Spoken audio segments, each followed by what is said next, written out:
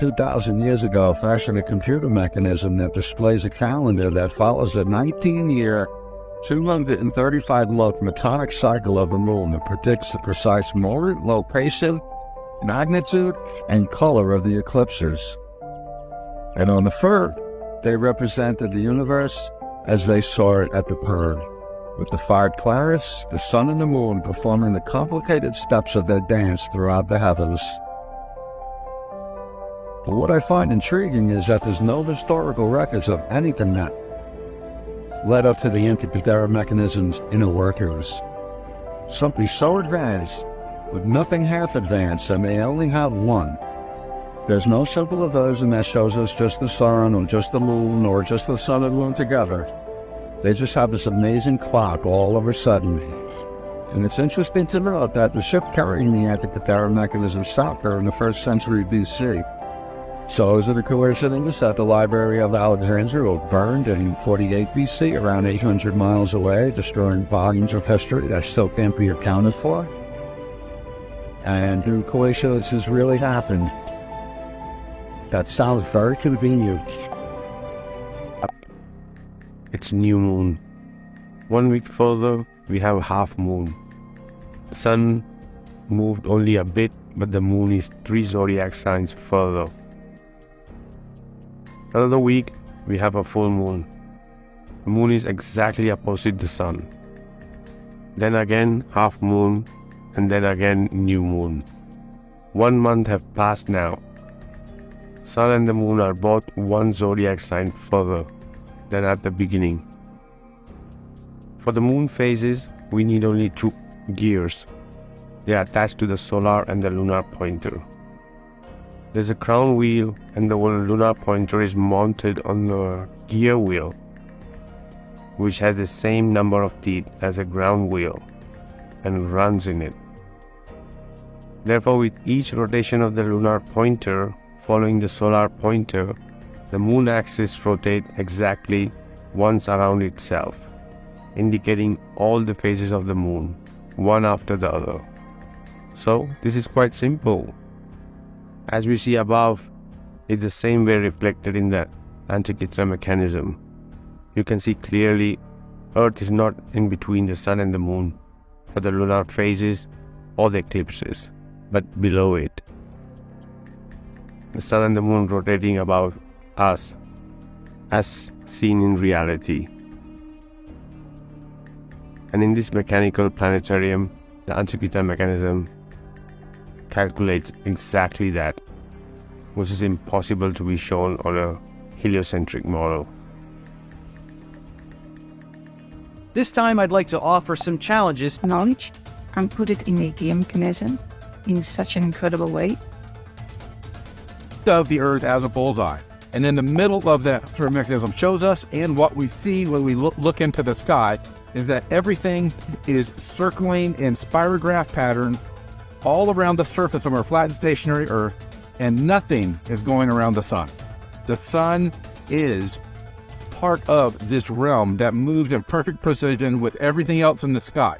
It is not the center. It is not a huge ball of mass that's attracting all these other planets that are rotating it. And other scholars. The mechanism also used the cyclical movements of the planets as they moved across the sky from the perspective of an observer on Earth. This couldn't have been achieved on the You Helios. can learn something new. See if you can learn something true. How come nobody has written about it? The Greeks and Romans wrote thousands of detailed documents. For the navigator, a device to locate the constellation, complementing with devices like astrolabe, compass, sextants during the trips. So this device was shared by many different cultures and civilizations in every aspect of their life. Movements of the luminaries above us.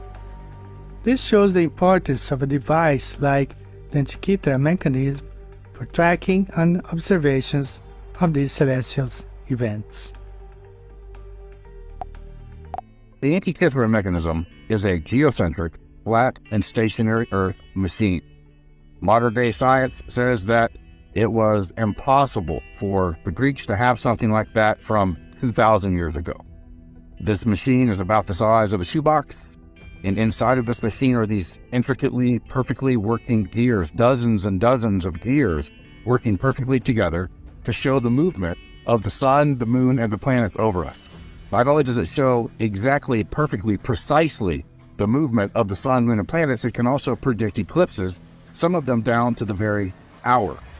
So this machine that shouldn't exist according to science was found in a shipwreck about 120 years ago now, and they date the shipwreck to about 2,000 years ago.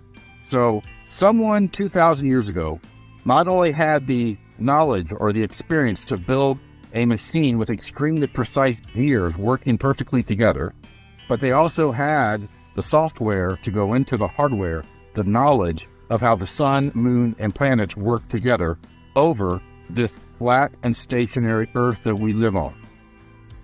Flat Earth is not a claim. It's not a belief. Flat Earth is an observation with measurements that can be repeated, and it has been. So the geocentric machine called the Anticathera Mechanism is another proof positive that this realm that we live in is flat and stationary. And the extreme precise movement of the sun and the moon and the stars, that was the software put into this hardware from 2,000 years ago, that still works today. 2,000 years later, you can crank up this machine up after they reconfigured it or redesigned it and they backwards engineered it to work today. You can crank it and you can still watch it working, predicting the sun, the moon, and the planets working in perfect order. This live in. This realm is amazing. We talk about how amazing this Anticathera Mechanism is with all these gears that are amazing, but that's just a copy of the real thing, which is this realm that we live in, which is flat and stationary. Everything we see in the sky moves perfectly over us with extreme precision. And the Anticathera Mechanism, whoever built it, the hardware, whoever had the knowledge of the software to put in it and how it works to show the movement, the exact perfect movement of the sun, moon, and planets above us, it's an amazing machine. But more amazing is the message that it gives to people today, that the Earth is flat and stationary. Trunk and the branches shown as rotating, which also gives us as a mechanical movement. The Vedic cosmology, the Mount Meru is represented to be attached to the luminaries above with an invisible string. And the whole movement through that central shaft again showing a mechanical movement. The electromagnetic field of the Earth being greater than the luminaries, so all of them rotate around us, floating in ether, always connected to the magnetic north or center, same as the central shaft as it works in the Anticathera Mechanism. So there are many other cosmologies which reflect that, and the importance of the North Pole can be seen everywhere.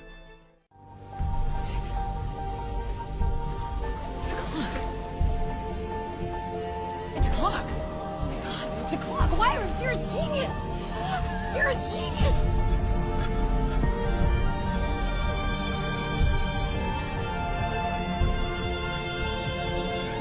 This entire arena seems to be laid out like a clock. In the ancient times, the ancient cultures, traditions,